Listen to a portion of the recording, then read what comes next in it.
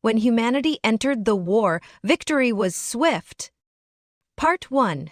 The Arrival of the Valthar.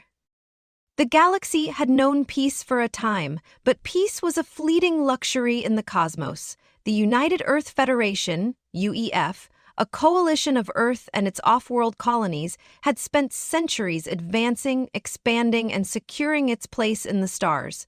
But they had always watched the turmoil around them, carefully navigating through the political conflicts of galactic powers. The Federation knew that one day they would have to take a stand. They just never imagined it would happen so soon. The Valthar were a species of conquerors, their reputation preceding them wherever they went. Known for their brutal efficiency in war, the Valthar had taken down entire civilizations in their relentless quest for dominance. They did not negotiate, they did not discuss terms. They took, they conquered, and they left destruction in their wake. Planet after planet fell under their heel, and there seemed to be no force strong enough to challenge their supremacy. When the Valthar's warships first arrived at the edge of human-controlled space, Earth's intelligence networks had failed to recognize them at first. It wasn't until their massive fleet entered human territory, breaching the neutral zone between the outer colonies and Earth, that humanity realized the extent of the threat. The Valthar had come. The message was brief and chilling. There was no diplomatic overture, no offer of negotiation. A cold, calculated voice crackled through the Federation's transmission channels. Humanity has been found wanting. Prepare yourselves. The Valthar do not negotiate. We come for your world.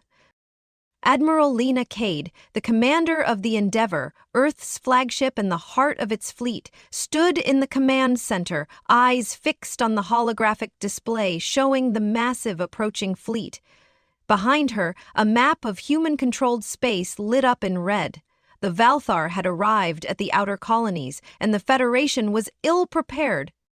"Admiral, they're overwhelming our defenses," Lieutenant Alaric Tamsin, Lena's right-hand officer, reported. "They've disabled communication relays in several systems. It's not just a military invasion, they're attempting to sever our connections to each other." Lena Kade's face was stone, betraying none of her concern. She knew Earth's military was formidable, but it had never faced anything like this before. The Valthar had already proven their capability, and they were taking Earth's colonies one by one. The Federation was on the defensive, and every moment they hesitated, they lost more ground. "We need to act, and we need to act now," Lena said. "Alaric, prepare the fleet. We're going to show them that humanity is not going down without a fight." The Federation's top military officers scrambled to deploy Earth's fleets. But as Lena would soon discover, it was not just Earth's ships that would make the difference. It was humanity's unshakable spirit. Part 2. The First Strike. The first clash came over the outer rim of Earth's moon, in the vastness of space. The Endeavour's fleet, supported by smaller but highly advanced ships, engaged the Valthar fleet head-on. There were moments of silence as the first energy blasts rocketed through space, and the dark void was filled with fire. The Valthar ships were immense, dark hulks that seemed to swallow the stars around them. Their weapons were capable of destroying entire planets, but they were not as agile as the Federation's fleet. The Federation had superior maneuverability thanks to their years of innovation in space travel and defense, but even so, they were outnumbered and outgunned. "Admiral, the Warbringer has entered the battle. It's the Valthar flagship," Alaric reported, his voice tense. The Valthar flagship was the most powerful ship in the fleet, equipped with more weaponry than any other vessel humanity had ever encountered. If it fell, the Federation would have a fighting chance. Lena's mind raced. "We need to take out the Warbringer's weapons systems first. Everything else can follow." With her orders sent, Lena's fleet darted into the fray, her strategic mind pulling together every tactic humanity had honed over decades of military preparation. The Federation's forces were an intricate puzzle, and they were about to put it to the test. The battle itself was nothing short of chaotic. Federation ships dodged and weaved through the Valthar's attacks, countering with bursts of laser fire and missiles that pierced the Valthar defenses. But the Valthar were relentless, their sheer firepower enough to tear apart the Federation's formations. "What if we can't win this?" Alaric asked, his voice laced with doubt. Lena's gaze remained locked on the holographic map of the battlefield. "We will win. We have something they don't. The ability to think beyond brute force. Our strength lies in our adaptability. That's how we'll beat them." As the battle raged, Lena activated Unity, the Federation's artificial intelligence designed to coordinate entire fleets. Unity connected every ship, creating a synchronized system of defense and attack that responded faster than any human could. In real time, Unity predicted the Valthar's moves, calculating the most effective strikes to neutralize their advantages. The results were immediate. For the first time, the Valthar hesitated. Their flawless assault became fragmented as human ships launched coordinated counterattacks, dismantling their outer defenses. The Endeavour fired its main cannons, disabling the Warbringer's front shields, and the human fleet swiftly capitalized on the opening. Missiles and laser fire shot through the flagship's vulnerable hull, and the Warbringer started to list as it struggled to maintain its power.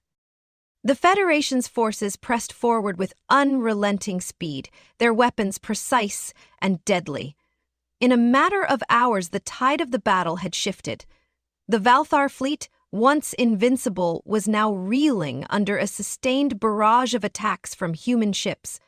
For the first time in recorded history, an invincible force had been driven back. Lena's voice rang through the comms. "We've done it, but this fight is far from over. We're not just protecting Earth, we're sending a message to the galaxy. Humanity won't be a target." Part 3. Turning the Tides of War. The battle in space had taken a sharp turn in humanity's favor, but the real test of their resilience was just beginning. After their first significant victory, the Federation fleet didn't hesitate to follow up with a series of offensive strikes against the remaining Valthar forces. The Warbringer, the Valthar flagship, had been severely damaged, its weapons systems disabled by the Federation's combined efforts. But despite the immense setback, the Valthar were far from defeated.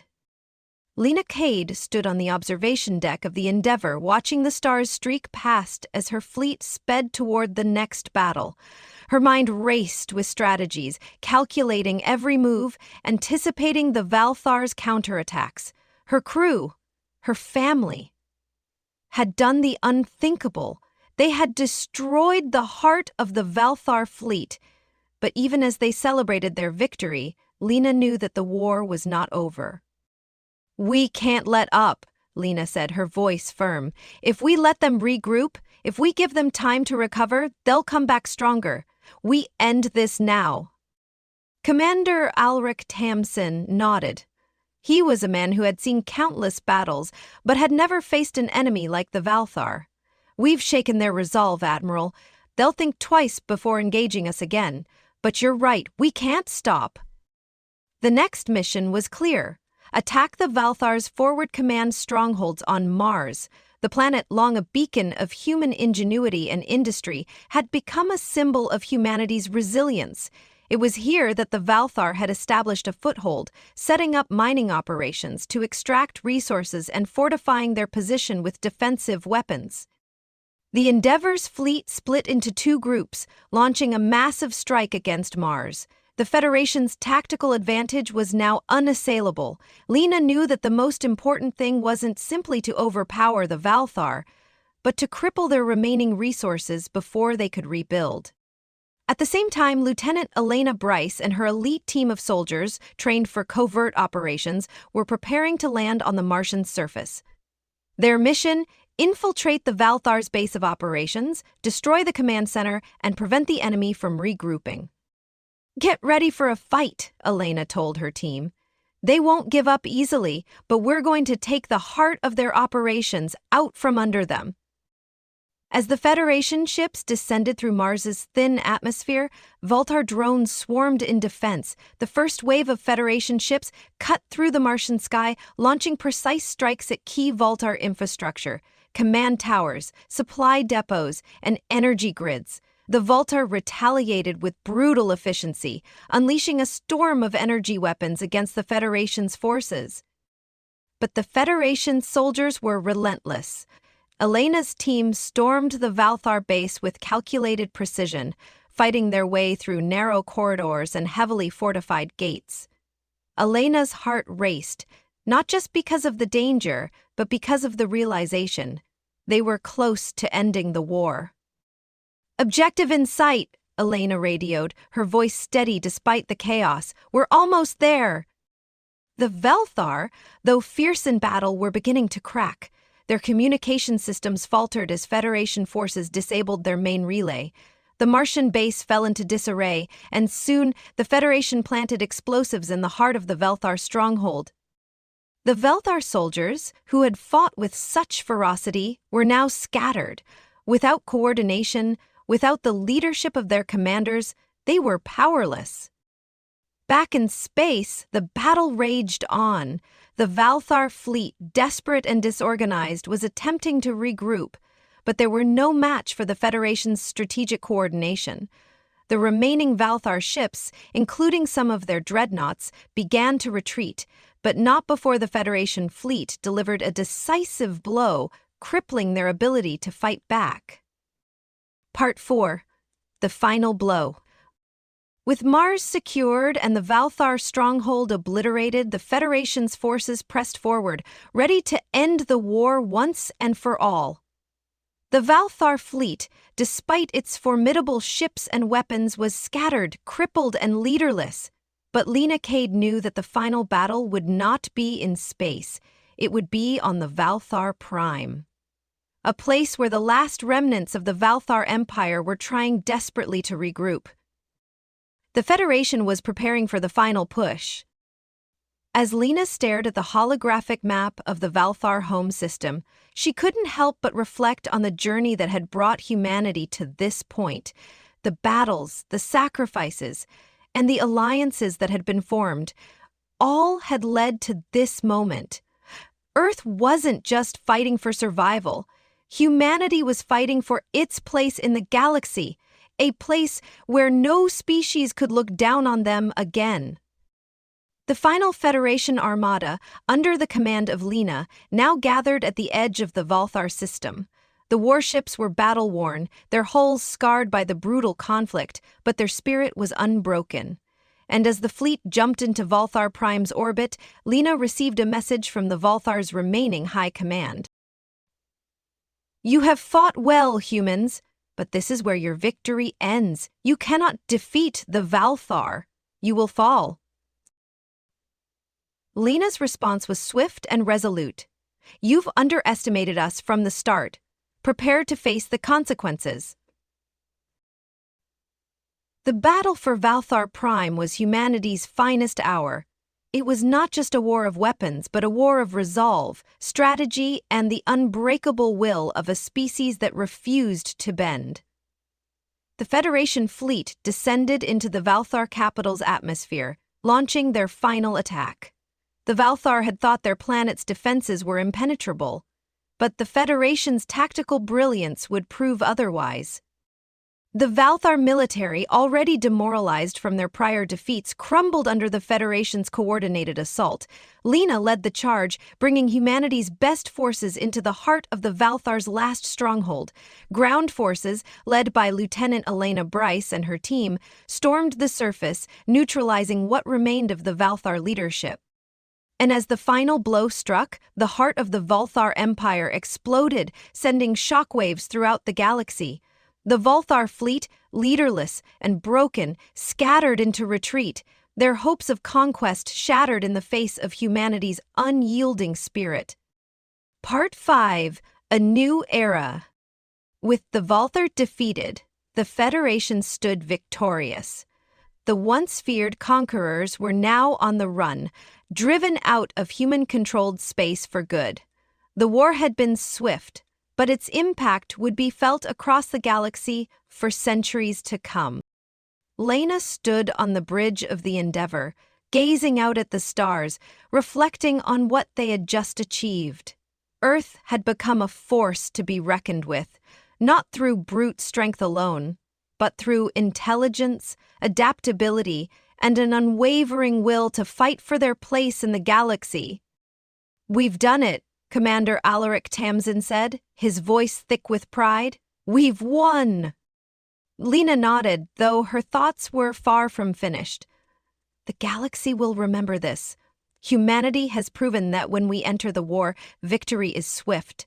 But this war was just the beginning. We've earned our place, but now we must build upon this victory. As the Federation's fleet returned to Earth, the galaxy looked on. No longer would humanity be a passive species on the fringe of galactic affairs. Earth had proven its strength, its will, and its ability to adapt. The war had ended swiftly, but the path forward was now clear. Humanity would rise, and the stars would no longer be the domain of the few. Earth would take its rightful place among the galactic powers, and when the time came, humanity would be ready for whatever challenges lay ahead. "To Earth," Lena said, raising a glass in her hand, "to humanity's future." The crew of the Endeavor raised their glasses in return. The future was theirs to shape.